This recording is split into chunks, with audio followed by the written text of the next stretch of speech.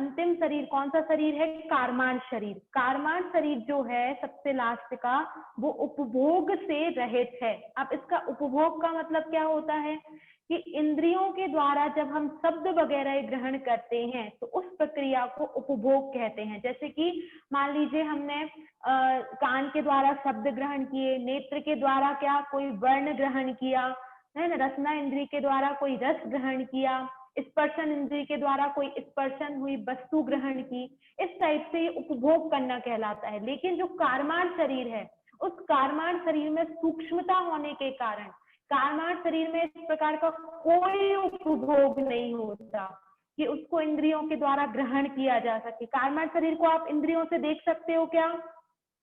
चक्षु इंद्रिय के द्वारा देख सकते हो क्या? नहीं देख सकते, है ना। तो इस प्रकार से जो कार्माण शरीर है, कांति तो आपको दिख सकती है, जैसे कि किसी के चेहरे पे कांति होती है, शरीर में कांति होती है, तो वो तो आपको दिख सकती है।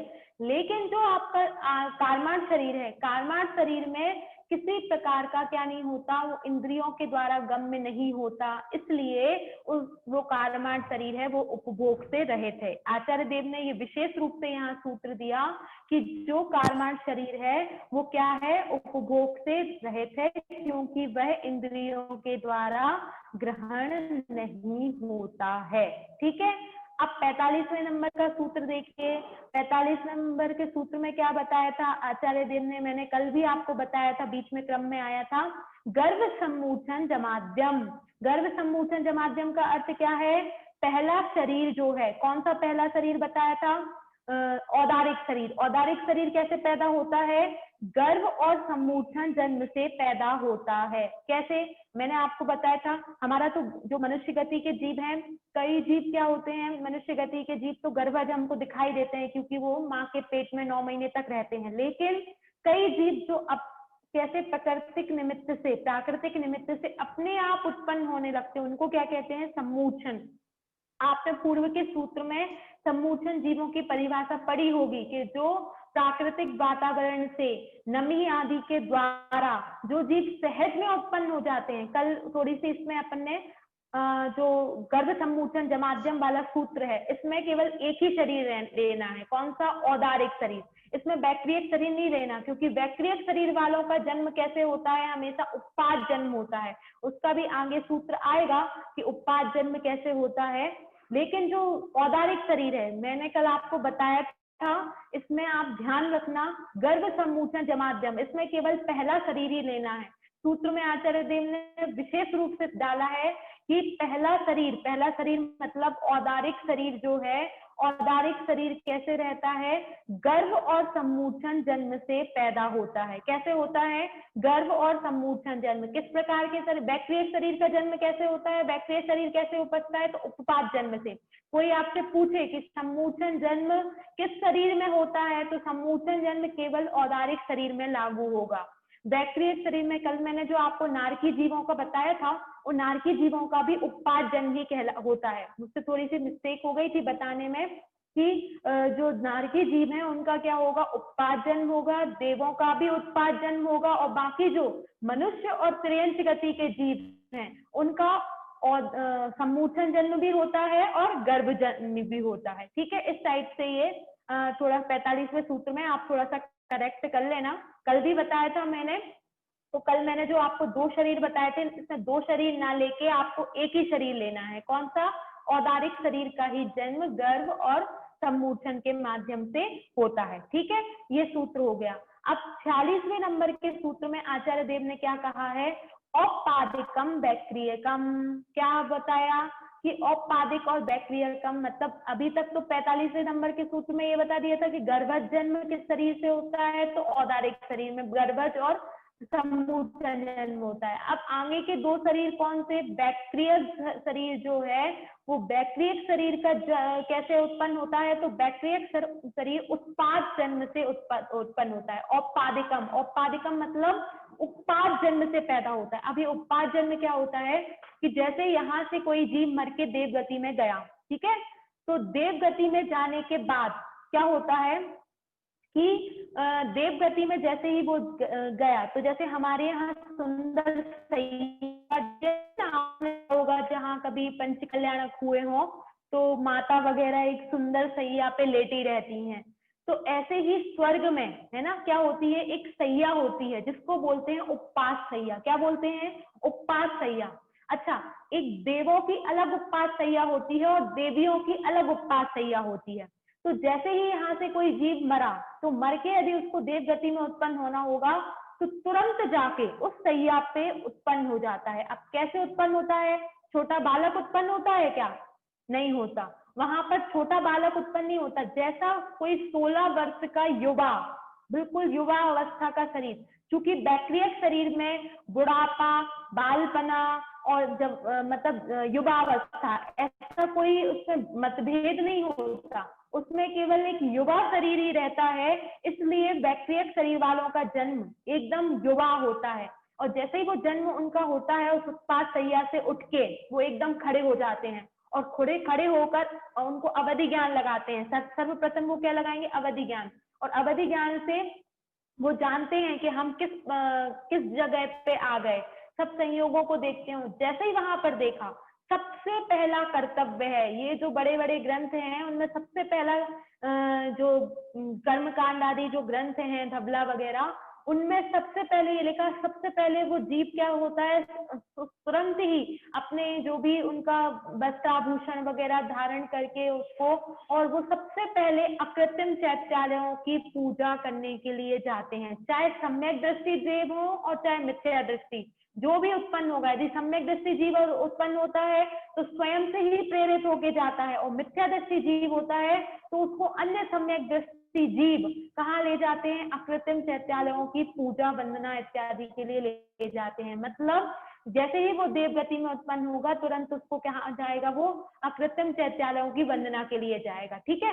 अब दूसरे पॉइंट ये है कि देवियों के लिए एक अलग उत्पात सैया होती है। देवियों के लिए कैसी उत्पात सैया होती है कि देवियों के लिए एक अलग, और देवियां, सुनिए ये पॉइंट ध्यान में रखिएगा कि जो देवियां हैं वो केवल पहले और दूसरे स्वर्ग में ही उत्पन्न होती हैं।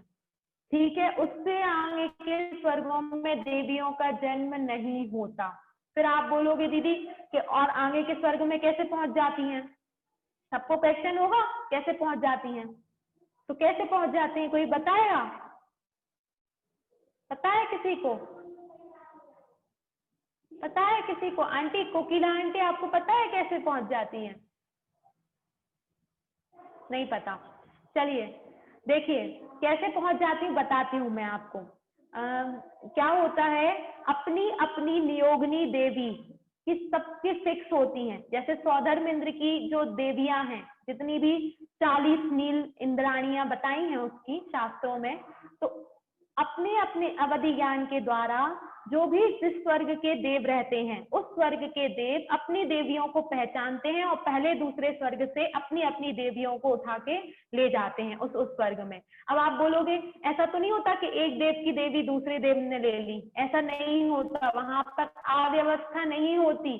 अपने अपने अवधि ज्ञान से वो जानते हैं कि हमारा नियोग इसी देवी के साथ है, तो वो अपनी देवी को लेके ऊपर के स्वर्गों में चले जाते हैं। लेकिन देवियों का जो जन्म होगा वो कहाँ होगा? केवल पहले और दूसरे स्वर्ग में ही होगा। सौधर्म ईशान जो स्वर्ग है उसमें ही क्या, किसका जन्म होगा? देवियों का जन्म होगा। तो ये बात समझ में आई कि गर्भ और सम्मोचन जन्म किस शरीर में होता है? केवल औदारिक शरीर में होता है। और वैक्रियक शरीर में क्या होता है? उत्पाद जन्म।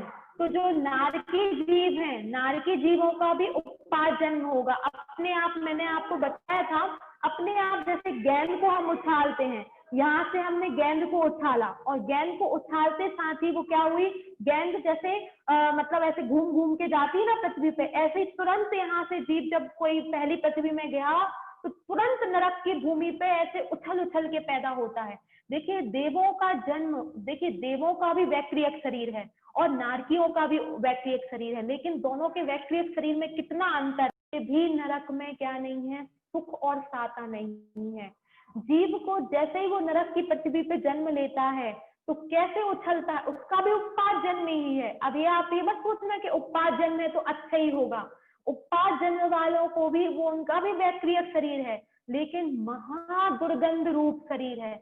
आचार्य देव ने लिखा है कि यदि सातवें नरक की थोड़ी भी दुर्गंधमय मिट्टी यहाँ पर आ जाएगी तो ना जाने कितने कोसों तक के जीव मर जाएंगे। क्यों मर जाएंगे? इतनी दुर्गंधित मिट्टी रहती है वहां की कि आप सहन नहीं कर पाओगे।